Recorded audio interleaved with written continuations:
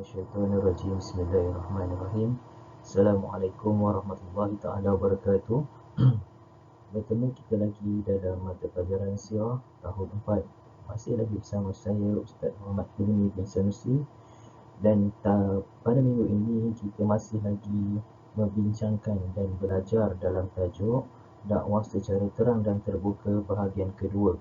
Okey, pada minggu lepas saya telah menerangkan sedikit berkaitan dengan dalil dan juga peristiwa sebelum dan semasa dakwah secara terbuka. Pada minggu ini saya akan terangkan sedikit lagi berkaitan dengan dakwah secara terbuka, yang ni masuk daripada tajuk peristiwa selepas dakwah. Okey.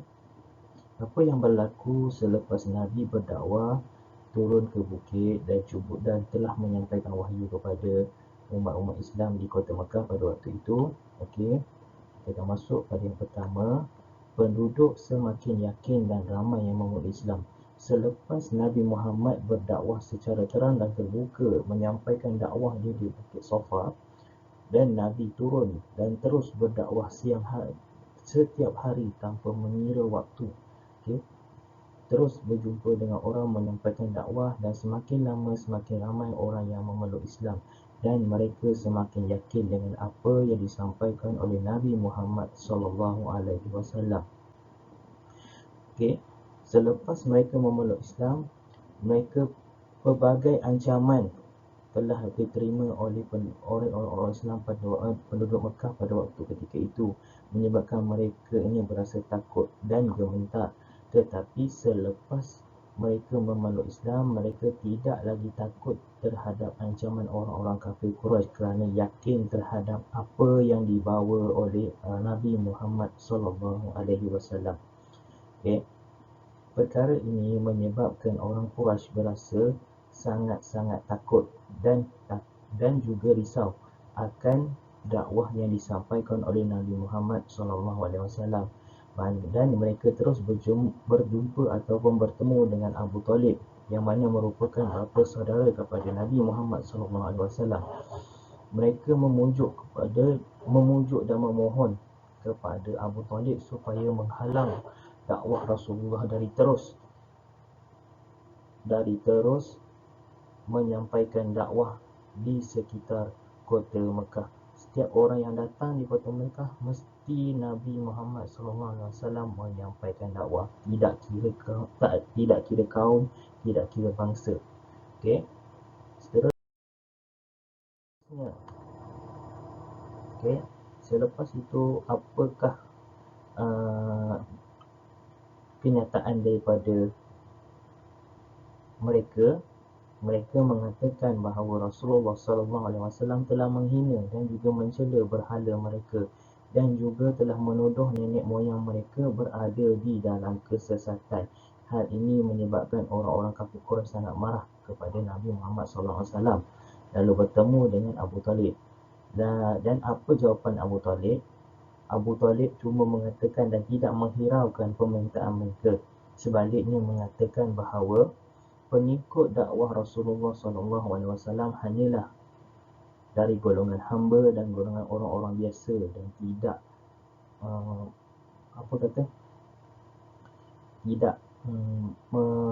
menjejaskan reputasi mereka sebagai seorang golongan bangsawan. Okey, tetapi apa yang terjadi selepas itu?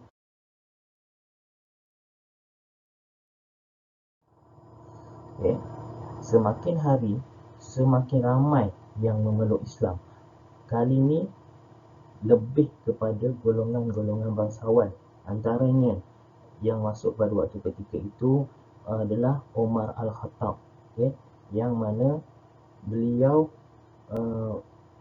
mendengar Nabi membaca Al-Quran, okay, pada waktu itu. Dan perkara ini sangat khawatir kepada orang Quraisy dengan kemajuan usaha Rasulullah SAW berdakwah dalam menyampaikan Islam. Dan sekali lagi mereka bertemu dengan Abu Talib buat kali kedua, okay, dan mendesak dan mengugut supaya menghalang Rasulullah SAW berdakwah, ataupun dengan arti kata lain, orang Quraisy sendiri akan menghalangnya. Okay. Perkara ini menyebabkan Abu Talib berasa bimbang akan keselamatan Rasulullah SAW. Jadi Abu Talib bertemu dengan Rasulullah SAW dan menyatakan ataupun menyampaikan perkara tersebut kepada baginda Rasulullah SAW sendiri. Apa yang terjadi selepas itu, baginda menyangka Abu Talib tidak mahu lagi melindungi dan membantu baginda dalam perjalanan dakwahnya. Tetapi dengan perasaan sedih, Rasulullah SAW berkata, apa yang disebut? Demi Allah, wahai bapa saudaraku, jika mereka meletakkan matahari di tangan kananku dan bulan di tangan kiriku, tetap tidak akan aku tinggalkan sekiranya aku binasa kerananya. Okay. Di dalam pernyataan ini, Rasulullah ni sangat tegas, tegas sehingga kan sampai mengatakan bahawa kalau letak matahari dan bulan di tangan dia sendiri pun dia takkan mengalah dan dia akan tetap menjalankan dakwah sehingga ke akhir hayat hidupnya. Okay. Apabila Nabi dah berkata macam tu, Abu Talib terus berjanji akan terus melindungi Rasulullah SAW dari segala gangguan dan ancaman pada orang-orang Quraisy. Okay. Baik.